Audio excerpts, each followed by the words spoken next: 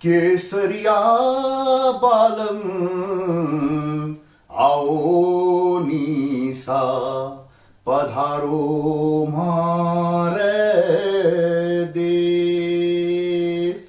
ये आपके राजस्थान का एक बहुत ही फेमस लोकगीत है, बहुत सालों से चल रहा है और बहुत फेमस है। पता नहीं किसने इतना सुंदर गीत लिखा है। और इसी गीत को रिलेट करते हुए अभी रिसेंटली यूट्यूब में राजस्थानी सिंगर्स हैं जो थोड़े मॉडर्न सिंगर्स हैं, जिन्होंने अंग्रेजी भाषा को मिक्स करके ब्लेंड करके बड़ा ही सुंदर एक गीत बनाया है।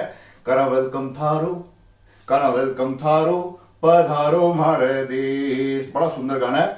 तो आपको मौका मिले तो आप YouTube में सर्च करके वेलकम थारो के नाम से देख सकते हैं। बहुत अच्छा गाना है। ये कोई पेड प्रमोशन नहीं, मुझे अच्छा लगा गाना, इसलिए मैं आपको बता रहा हूं। तो इसी टॉपिक से रिलेट करते हुए आज का हमारा टॉपिक है कि जब भी आप अपने घर में किसी मेहमान को बुलाते हैं या कोई भी आपके घर में आता है, अपने घर वाले आते हैं, तो वो सीढ़ियां चढ़ते हैं आपके घर की और सीढ़ियां उतरते हैं। अगर आपके घर के अंदर आने के लिए सीढ़ियां हैं या घर के अंदर जो सीढ़ियां हैं या आपके ऑफिस है, कॉमर्शियल स्पेस है, कहीं पे भी सीढ़ियां होती है, तो वो जो सीढ़ियां होती है वो किसी भी गेस्ट को अंदर बुलाने के लिए या बाहर जाने के लिए सुविधा प्रदान करती है। लेकिन क्या होता है कि कभी कभी सीढ़ियां स्लिपरी हो जाती है।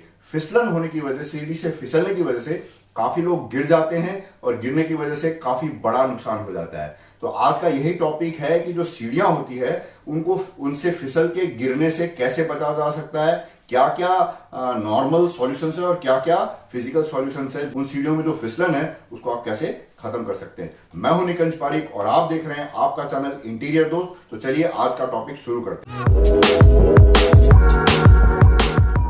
सबसे बेसिक, इसमें कोई साइंस या कुछ बहुत ज्यादा टेक्निकल पॉइंट नहीं है कि आपके घर में जो भी सीढ़ियां हो, जितनी भी सीढ़ियां हो, छोटी हो, बड़ी हो, बहुत ऊंची राइजर्स वाली हो, नॉर्मल राइजर्स वाली हो, अच्छी सीढ़ियां, कैसी भी सीढ़ियां हो, तो हमेशा ध्यान रखिए कि आपकी सीढ़ी में सफिशिएंट लाइट होनी चाहिए। सीढ़ियों में सफिशिएंट लाइट होना बेहद जरूरी है। अगर सीढ़ियों में सफिशिएंट लाइट होगी तो छोटी मोटी बाकी की जो कमियां है उसका ध्यान रखा जा सकता है। जो उतरेगा वो ध्यान रख लेगा, जो चढ़ेगा वो ध्यान रखेगा। तो आप सीढ़ियों में लाइट सफिशिएंट रखिए। अगर आपके घर में सीढ़ियां हैं कोई भी और उसमें लाइट्स नहीं है तो आप लाइट की व्यवस्था करें, कोई खास ज्यादा खर्चा नहीं लगता। एक नंबर बात। दूसरी नंबर बात, उस लाइट को ऑन करने के लिए और ऑफ करने के लिए बहुत ही सुविधाजनक तरीके से स्विचेस दी हुई होनी चाहिए, ताकि कोई आदमी अगर ऊपर चढ़ने की सोच रहा है तो नीचे से लाइट ऑन कर ले, या ऊपर से किसी को नीचे उतरना है तो ऊपर से लाइट ऑन कर ले। तो दोनों जगह से स्विचेस होनी चाहिए। और उस सीढ़ियों के बीच में अगर कहीं पे कोई रूम वगैरह हो तो वहां पे भी एक स्विच होना चाहिए, ताकि कोई भी आदमी ऊपर जा रहा हो, नीचे आ रहा हो, कैसे भी मूव कर रहा हो इन सीढ़ियों में, तो वो लाइट ऑन कर सके। जो सबसे बेसिक, कोई इसमें कोई दिमाग लगाने की जरूरत नहीं है। दूसरा एकदम सिंपल सॉल्यूशन ये है कि अगर आपने सीढ़ियां बना रखी है तो उसमें रेलिंग जरूर होनी चाहिए। रेलिंग मतलब सीढ़ियां चढ़ने के समय और उतरने के समय पकड़ने की सुविधा होनी चाहिए।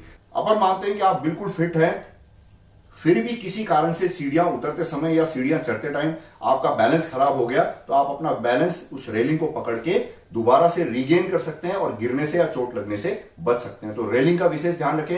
रेलिंग नहीं लगाई जा सकती तो दीवार में कोई बार लगा दें या और कोई भी रास्ता जिससे कि किसी चीज को पकड़ा जा सके, ऐसी सुविधा कर सकते हैं। दो बात हो गई। इसी सीरीज में बिल्कुल सिंपल सा एक सॉल्यूशन है जो मैं वीडियो के लास्ट में बताऊंगा। लेकिन उससे पहले अगर आप सीढ़ियां बना रहे हैं उसमें क्या क्या चीज आप कर सकते हैं जिससे कि आपकी सीढ़ियों से फिसल के गिरने की या किसी और दूसरी वजह से गिरने से आप बच सकते हैं। सबसे इंपॉर्टेंट चीज है कि सीढ़ियों की जो राइजर होते हैं, एक सीढ़ी से दूसरी सीढ़ी का जो डिस्टेंस होता है वो बिल्कुल परफेक्ट मेंटेन होना चाहिए। उसमें मामूली सा भी फर्क होने से क्या होता है कि जब हम सीढ़ी चढ़ते हैं तो हमारा जो बॉडी होती है वो एक पर्टिकुलर बैरियर को या गैप को क्रॉस करने के लिए इम्यून हो जाती है। जैसे आप मान लीजिए 6 इंच का राइजर आप क्रॉस कर रहे हैं, 6 इंच का राइजर क्रॉस करते करते अचानक से कोई एक सीढ़ी अगर 5 इंच की है तो वहां पे आप डिसबैलेंस हो सकते हैं, या वो 6 इंच से 7 इंच की हो गई है या 6.5 इंच की हो गई है, तब भी आपका पांव सीढ़ी से टकरा के आप वहां पे डिसबैलेंस हो सकते हैं, गिर सकते हैं। तो विशेष ध्यान रखिए कि जब भी सीढ़ियां बनाएं तो सीढ़ियों का जो राइजर होता है, राइजर आप समझ गए होंगे, जो राइजर है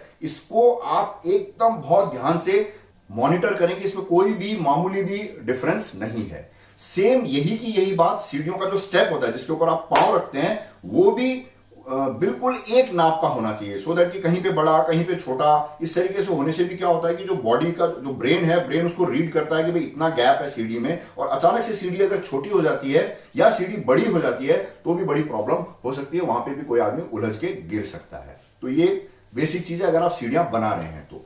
अब सीढ़ियां बनाते हुए एक दूसरा सॉल्यूशन ये है कि सीढ़ियों का जो स्टेप होता है वो कभी भी ध्यान रखें कि सीढ़ियों का स्टेप सामने की तरफ झुका हुआ नहीं होना चाहिए। कभी कभी क्या होता है, कंक्रीट की जब सीढ़ियां बनाई जा रही होती है तो उसमें जो मिस्त्री होता है वो ज्यादा ध्यान नहीं देता, तो सीमेंट लगाते टाइम सीढ़ियां थोड़ी सी हल्की सी सामने की तरफ झुकी हुई बना देते हैं। या कभी मार्बल या ग्रेनाइट भी लगाते हैं तो ऐसा देखा गया है कि काफी जगह पे मार्बल और ग्रेनाइट को की भी झुकाव सामने की तरफ दे देते हैं। वो नॉर्मली मैंने देखा है, किसी से पूछा था कि आप इसकी झुकाव सामने की तरफ क्यों दे रहे हैं, तो उन्होंने कहा था कि इसमें पानी नहीं रुकता, बरसात आने से जो अगर मान लो पीछे की तरफ झुकी हुई हो सीढ़ी तो वहां पानी रुक जाता है। तो वो एक सॉल्यूशन है, बट ये थोड़ा रिस्की सॉल्यूशन है। अगर आप सीढ़ियां परफेक्ट बैलेंस में रखें और पानी निकलने के लिए कोई दूसरा प्रोविजन दे दें तो वो ज्यादा अच्छा रहेगा, जिससे कि सीढ़ियां सामने नहीं झुकी हुई रहेगी, तो जब आप पांव रखेंगे उस पर तो आपके फिसलने के चांसेस कम रहते हैं। एक और सॉल्यूशन है इसके बाद वाला कि जब आप सीढ़ियां बना रहे हो और कोई स्टोन लगा रहे हैं, जैसे सपोज मान लीजिए ग्रेनाइट लगा रहे हैं या मार्बल लगा रहे हैं, तो सीढ़ी की जो टक्कर होती है, टक्कर से 1 इंच छोड़ के एक रफ स्ट्रेच 1 इंच का आप क्रिएट कर सकते हैं, खुरदुरा स्ट्रेच, जिससे कि थोड़ा सा आपको फिसलने से बचा जा सकता है। इसी के आगे का एक सॉल्यूशन है कि जब आप स्टेप्स बनाते हैं तो स्टेप्स की जो टक्कर है इसके अंदर 2 या 3 या 4 आप ग्रूव क्रिएट कर सकते हैं, थोड़ा डिप्रेशन, उससे भी बचा जा सकता है। लेकिन इसमें मैं थोड़ा स्केप्टिकल हूं कि ये काम करेगा या नहीं करेगा, क्योंकि ग्रूव अंदर की तरफ होता है और ऊपर वाला हिस्सा अगर चिकना हो गया है तो वहां पे आपको फिसलने से कोई भी नहीं बचा सकता। अब ये जो आपने ग्रूव क्रिएट किया है, इसके आगे का एक स्टेप है कि ग्रूव आप बिल्कुल परफेक्ट क्रिएट करके उसके अंदर एक मेटल की स्ट्रिप डाल सकते हैं। अगर आपके बजट का प्रॉब्लम नहीं है तो आप पीतल की स्ट्रिप डाल सकते हैं, स्टेनलेस स्टील की स्ट्रिप डाल सकते हैं, या 2 या 3 स्ट्रिप डालें और जो सीढ़ी के जो स्टेप का जो लेवल है उससे करीब 1 mm या 2 mm वो जो मेटल स्ट्रिप है वो बाहर निकली हुई रहे, जिससे कि वो आपको एज अ बैरियर काम करे और आप वहां पे फिसलने से बच सकते हैं। क्योंकि कभी कभी ये जो सीढ़ी से फिसलने का जो एक्सीडेंट है बहुत खतरनाक होता है, और स्पेशली छोटे बच्चे या बुजुर्ग हो आपके घर में उनके लिए तो बहुत ही खतरनाक हो जाता है। जवानों के लिए भी बहुत खतरनाक है, लेकिन बुजुर्गों के लिए बहुत ज्यादा खतरनाक हो सकता है सीढ़ियों से फिसल के गिरने की वजह से। ये आगे फटाफट वाले जो भी सॉल्यूशन अगर आप सीढ़ियां बना रहे हैं तो। एक और सॉल्यूशन है कि अगर मान लीजिए सपोज कोई कॉमर्शियल स्पेस है, कॉमर्शियल कॉम्प्लेक्स है, उसमें आपकी कोई सीढ़ियां, सपोज मान लीजिए आपकी जो स्टोर है वो बेसमेंट में है, और कॉमर्शियल जो सेंटर्स होते हैं उसमें क्या बरसात वगैरह आती है, कोई भी क्लीनिंग वगैरह होती है तो सीढ़ियां गीली रह जाती है। मेजरली अगर गीली जगह आप थोड़ी बरसात वाली जगह पे रहते हैं या बरसात के समय भी ये प्रॉब्लम ज्यादा आती है, तो सीढ़ियों का जो स्टेयर होता है, ये जो टक्कर होती है, यहां पे आप लोहे की एंगल लगा सकते हैं जिसे हम स्टेयर नोज कहते हैं। सेम यही सॉल्यूशन अगर आपकी लकड़ी की सीढ़ियां हैं या घर के अंदर की भी सीढ़ियां वुडन स्टेयर्स वगैरह है तो उसमें भी आप स्टेयर नोज अगर लगा देते हैं तो क्या होगा कि सीढ़ी का जो स्टेप है वो थोड़ा सा सामने से हल्का सा ऊपर हो जाएगा, तो ये स्टेयर नोज आपको फिसलने से बचा सकती है। लेकिन इसका ध्यान रखें कि इसको लगाते समय बिल्कुल लापरवाही से न लगाएं। एक तो स्टेयर नोज हिलना नहीं चाहिए, दूसरा बहुत शार्प एज नहीं होना चाहिए, वहां पे थोड़ा सा यहाँ जो बिल्कुल जो एज खत्म होकर सीढ़ी को टच कर रहा है उसका लेवल थोड़ा डाउन किया हुआ होना चाहिए, ताकि ऐसा नहीं हो कि उसकी जो आपने स्टेयर नोज लगाया उसकी वजह से कोई उलझ के गिर जाए। तो वो स्टेयर नोज आप लगा सकते हैं। आप अगर आप लोहे की एंगल का लगाते हैं तो ड्रिल करके बोल्ट्स लगा सकते हैं, और साइड में अगर प्रोविजन हो तो कहीं पे आप उसको वेल्ड भी कर सकते हैं, जिससे कि वो जो स्टेयर नोज वो आपका हिले नहीं। अब आ जाते हैं लास्ट में सबसे बढ़िया और सबसे आसान सॉल्यूशन। अगर ये सारी चीजें करने के बाद भी आपको प्रॉब्लम है और आपकी सीढ़ियां बन चुकी है ऑलरेडी, फिर भी आपके प्रॉब्लम आ रही है फिसलने वगैरह की, तो उसका बहुत एक आसान सॉल्यूशन है। एक एंटी स्किड टेप आता है। एंटी स्किड टेप का एब्रेसिव टेप होता है, खुरदुरा सा टेप होता है, समझ लिया आप। रेजमार जो होता है, रेजमार जैसी उसकी सरफेस होती है, बहुत अच्छा इंटेलिजेंटली कंपनीज बनाती है उसको।